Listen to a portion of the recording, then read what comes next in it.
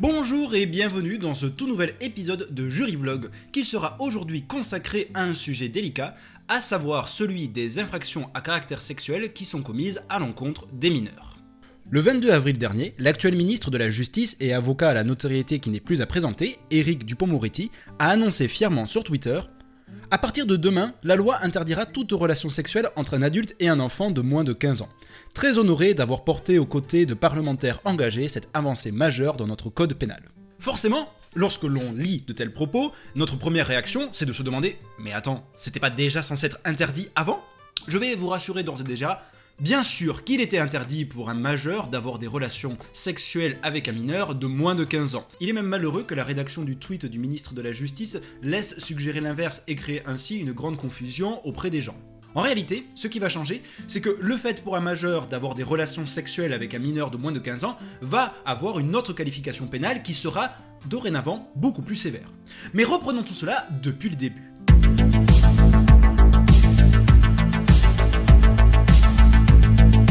Alors, avant d'entamer tout propos, il me faut déjà vous présenter les différentes classifications d'infractions qui existent en droit pénal. Tout d'abord, il y a les contraventions, qui représentent les infractions les moins graves, et dont les sanctions encourues sont au maximum de 3 000 € d'amende. Il s'agit des cas, par exemple, d'excès de vitesse, dégradation, mais également des violences sans ITT. Puis, il y a les délits, qui concernent les infractions dont les sanctions encourues sont des peines d'amende à partir de 3 750 € et des peines d'emprisonnement allant de 2 mois à 10 ans d'emprisonnement.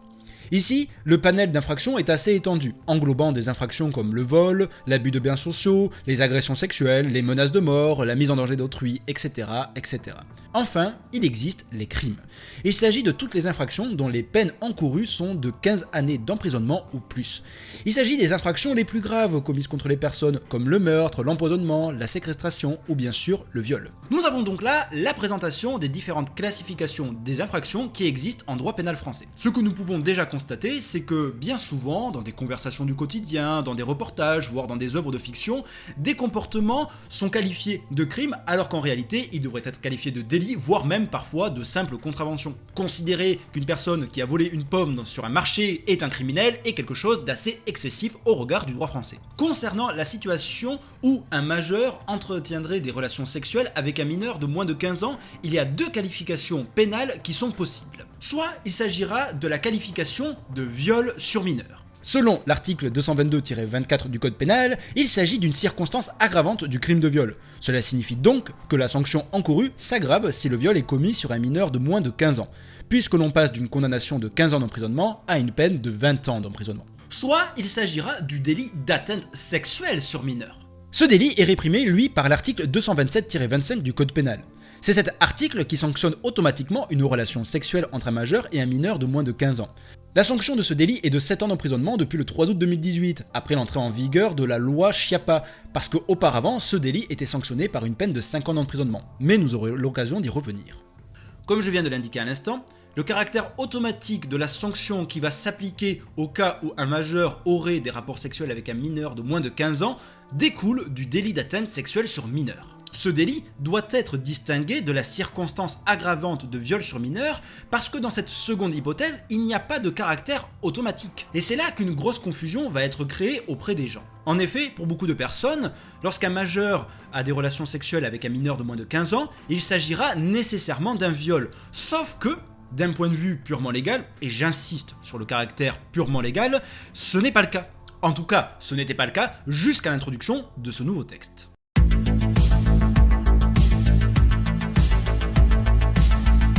Comme indiqué précédemment, pour être caractérisé, le délit d'atteinte sexuelle sur mineur suppose la relation sexuelle entre un majeur et un mineur de moins de 15 ans.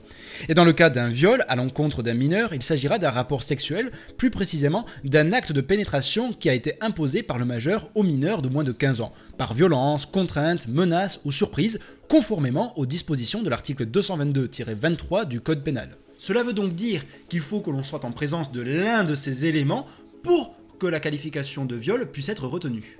Ce qui peut déjà ressortir, c'est que dans la définition légale du viol, la notion même de consentement n'est pas directement mentionnée.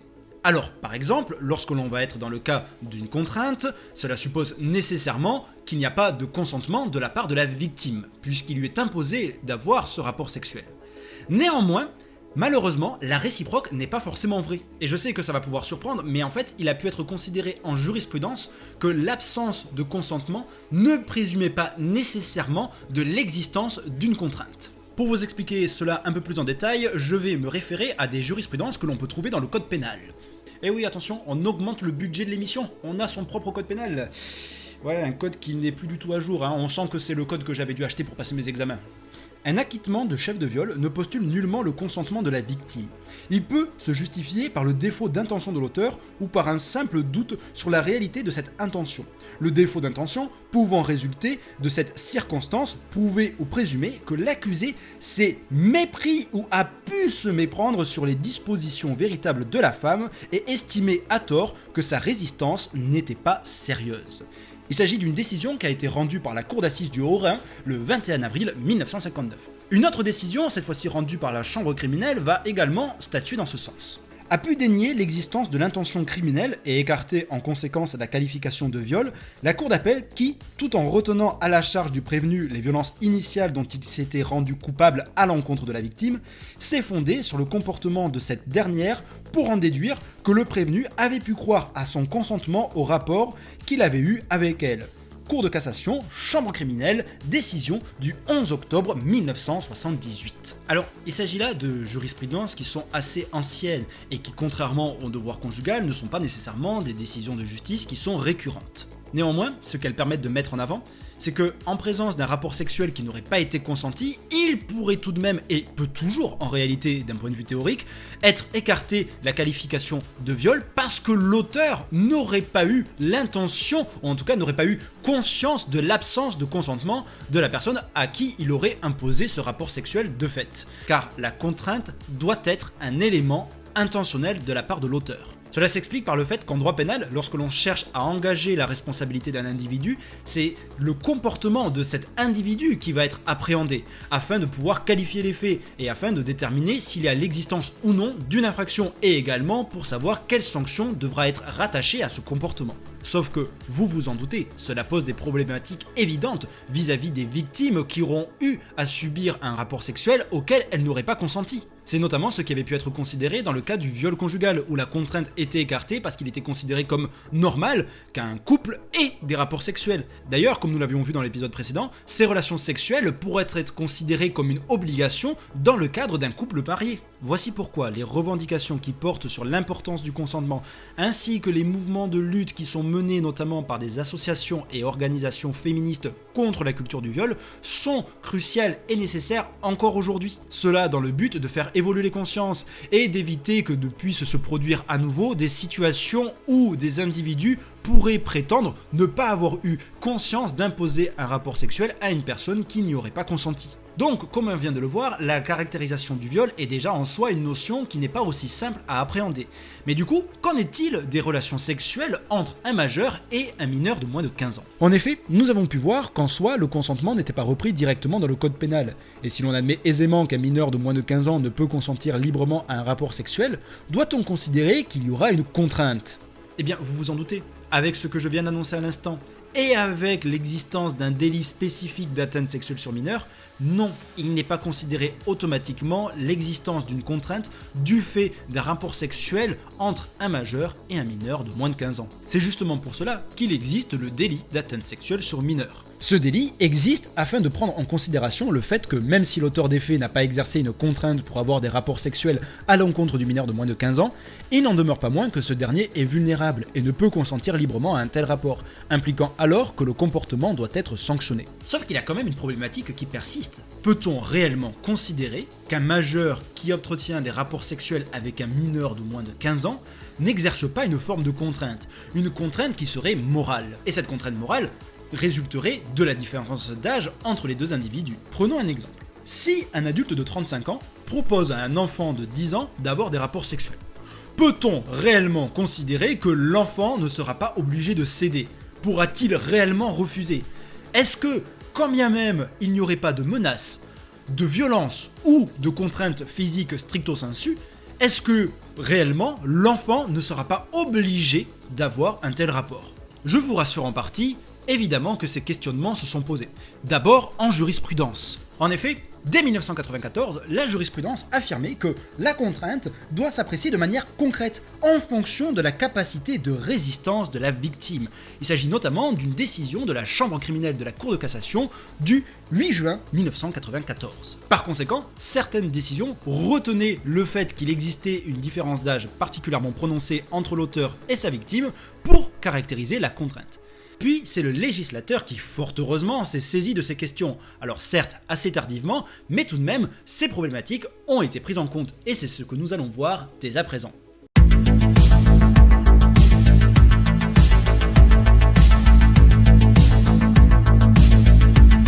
C'est une loi du 8 février 2010 qui est venue préciser textuellement la notion de contrainte. Ainsi, avec cette loi, il a été introduit l'article 222-22-1 du Code pénal qui énonce: la contrainte, prévue par le premier alinéa de l'article 222-22, peut être physique ou morale. La contrainte morale peut résulter de la différence d'âge existant entre une victime mineure et l'auteur des faits et de l'autorité de droit ou de fait que celui-ci exerce sur cette victime. Avec ce nouveau texte, il est clairement fait référence à la différence d'âge afin que soit retenue l'existence d'une contrainte. Toutefois, deux atténuations doivent être apportées. La première, c'est le fait qu'il n'y a toujours pas de caractère automatique. Puis, la seconde atténuation qui doit être évoquée est le fait que la différence d'âge, si l'on s'en tient à la lecture du texte, doit être associée à l'exercice d'une autorité de fait ou de droit. Dès lors, il faudra démontrer qu'en plus de la différence d'âge, le majeur exerce une forme d'autorité sur le mineur. Cela peut être la situation du parent ou du tuteur légal envers son enfant ou l'enfant qu'il a en charge, ou bien encore la situation du professeur envers son élève.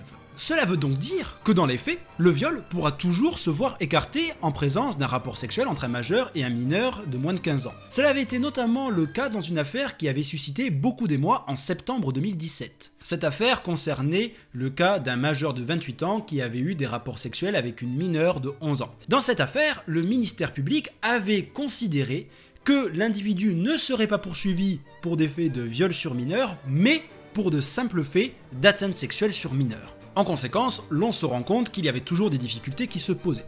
L'autre avancée législative qui a eu lieu intervient en 2018. Il s'agit du projet de loi visant à renforcer la lutte contre les infractions sexuelles qui était porté par Marlène Schiappa, qui était à l'époque secrétaire chargée de l'égalité entre les hommes et les femmes. À l'époque, ce projet avait fait polémique, car il était prévu une aggravation du délit d'atteinte sexuelle sur mineur par une condamnation de 10 ans d'emprisonnement et non plus 5 ans. Si il y avait la présence d'un acte de pénétration.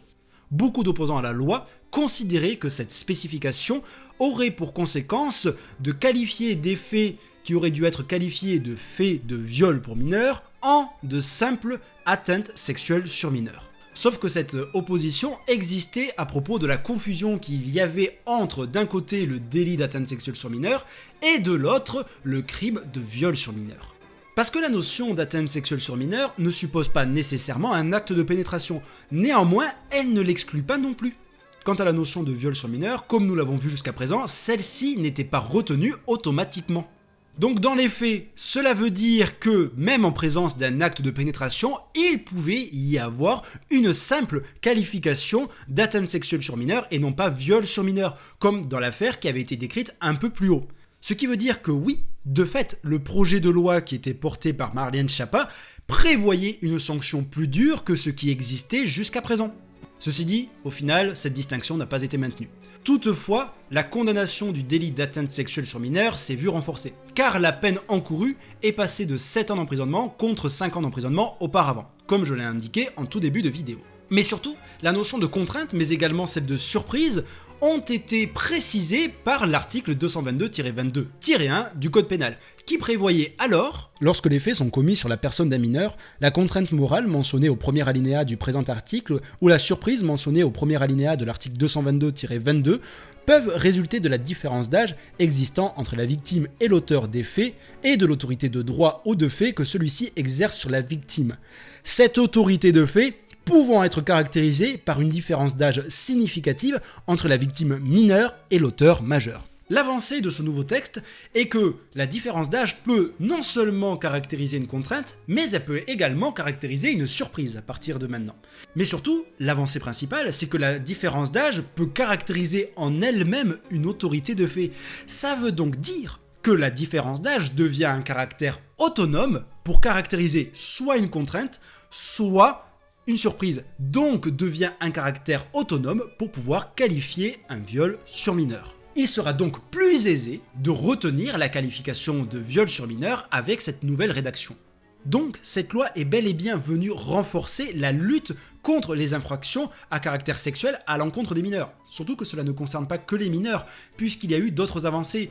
La prescription pour les crimes de viol a été rallongée et est passée de 20 à 30 ans, mais surtout, il y a eu une nouvelle rédaction de la définition du viol au sein de l'article 222-23 du Code pénal, qui énonce alors « Tout acte de pénétration sexuelle, de quelque nature qu'il soit, commis sur la personne d'autrui ou sur la personne de l'auteur, par violence, contrainte, menace ou surprise est un viol. » Cette nouvelle rédaction implique que dans le cas où ce serait un homme ou toute personne munie d'un pénis qui se verrait imposer un rapport sexuel, quand bien même ce serait lui qui serait l'auteur de la pénétration, eh bien pourra être considéré comme étant une victime de viol, car la rédaction antérieure du dit article excluait cette possibilité, en tout cas selon une interprétation jurisprudentielle.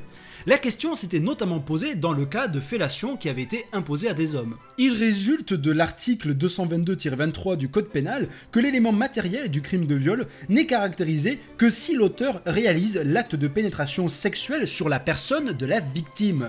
Doit donc être cassé l'arrêt de la cour d'appel qui énonce que constitue un viol le fait pour une femme d'abuser de l'autorité dont elle dispose sur un jeune garçon pour lui imposer d'avoir avec elle des relations sexuelles. Cour de cassation, chambre criminelle, décision du 21 octobre 1998. Une autre décision a également statué dans le même sens. Justifie sa décision la chambre de l'instruction qui estime que les fellations pratiquées par l'auteur sur la victime ne constituent pas des viols, mais des délits d'agression sexuelle. En effet, l'élément matériel du crime de viol n'est caractérisé que si l'auteur réalise l'acte de pénétration sexuelle sur la personne de la victime. Cour de cassation, chambre criminelle, décision du 22 août 2001. En conséquence, la nouvelle rédaction de l'article du Code pénal définissant le viol prévoit une extension des faits qui pourront être qualifiés de viol. Ainsi, l'on peut constater que l'on progresse, mais encore doucement, parce que dans le cas où un majeur aurait des rapports sexuels avec un mineur de moins de 15 ans, il n'y a toujours pas de qualification automatique de viol. Et c'est là qu'intervient justement notre nouvelle loi. Voilà, nous y sommes enfin. La qualification automatique de viol pour la situation où un majeur aurait des rapports sexuels avec un mineur de moins de 15 ans. Et cela est prévu par un tout nouveau texte, l'article 222-23-1 du Code pénal. Mais avant de présenter ce nouveau texte, il me faut quand même revenir sur une polémique qui a eu lieu assez récemment et qui a suscité pas mal d'émoi. Une polémique qui résulte encore et toujours de la confusion qui existait entre le délit d'atteinte sexuelle sur mineur et les qualifications de viol sur mineur. En janvier 2021, le Sénat avait adopté en première lecture un texte fixant l'âge du consentement sexuel à 13 ans. Forcément, une telle formulation a suscité de vives réactions indignées, de personnes qui s'imaginaient que l'on avait diminué l'âge du consentement des mineurs, le faisant passer de 15 à 13 ans. Il faut reconnaître que la plupart des titres d'articles n'étaient pas bien clairs et il était alors légitime que beaucoup de gens aient pu être confus. Cependant, l'on peut toujours déplorer le fait que les gens n'aient pas pris le temps d'aller lire les dits articles qui bien souvent reprenaient assez clairement ce qu'impliquait ce nouveau texte. Justement, ce qu'impliquait ce nouveau texte était une qualification pénale beaucoup plus sévère, car il était prévu une qualification automatique de viol sur mineur dans la situation où un majeur aurait des rapports sexuels avec un mineur de moins de 13 ans. Une qualification automatique qui n'existait pas jusqu'à présent. Et pour la situation où un majeur aurait eu des rapports sexuels avec un mineur âgé d'entre 13 et 15 ans, il y aurait toujours eu la qualification automatique d'atteinte sexuelle sur mineur. Et bien sûr, il y aurait toujours eu la possibilité de qualifier ces faits en viol sur mineur comme nous l'avons présenté jusqu'à présent. Dès lors, ce texte prévoyait à nouveau une sanction qui était plus lourde que ce qui existait jusqu'à présent. Et même si l'on peut regretter qu'il n'ait pas directement été retenu l'âge de 15 ans, il n'en demeure pas moins que la plupart des réactions indignées étaient totalement à côté de la plaque. Toutefois, ce texte n'est pas entré en vigueur en l'état. Le texte qui a été finalement adopté et qui est aujourd'hui en vigueur se trouve être codifié au sein de l'article 222-23-1 du Code pénal, qui prévoit alors: or, les cas prévus à l'article 222-23 constituent également un viol, tout acte de pénétration sexuelle de quelque nature qu'il soit, ou tout acte bucogénital commis par un majeur sur la personne d'un mineur de 15 ans, ou commis sur l'auteur par le mineur lorsque la différence d'âge entre le majeur et le mineur est d'au moins 5 ans. Du coup, cela veut dire qu'il reste toujours une certaine marge, puisque la loi exige pour que soit qualifiée automatiquement la situation de viol sur mineur, que le majeur qui aurait un rapport sexuel avec un mineur de moins de 15 ans ait au minimum un écart de 5 ans avec la victime. Je pense que l'objectif est de garder une certaine forme de gradation dans la gravité des infractions, et également de laisser une certaine marge d'appréciation pour le juge. Sachant que dans la situation où un majeur aurait des rapports sexuels avec un mineur de 14 ans, il y aura toujours le délit d'atteinte sexuelle sur mineur, et il y aura toujours la possibilité de caractériser une autorité de fait, et donc de caractériser la contrainte.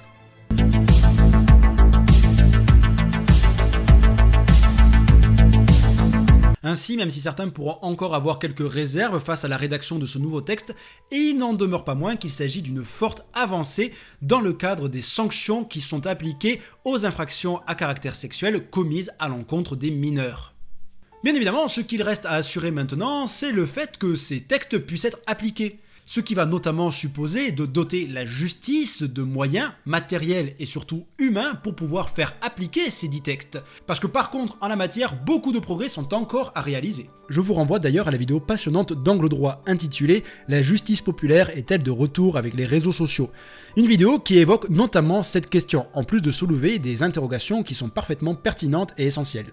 En outre, ma vidéo s'est essentiellement centrée sur la présentation des règles de droit qui existent et d'y apporter des explications. Mais outre la sanction des auteurs, ce qui est important, c'est que les victimes, qu'elles soient mineures ou majeures, puissent être accompagnées et soutenues.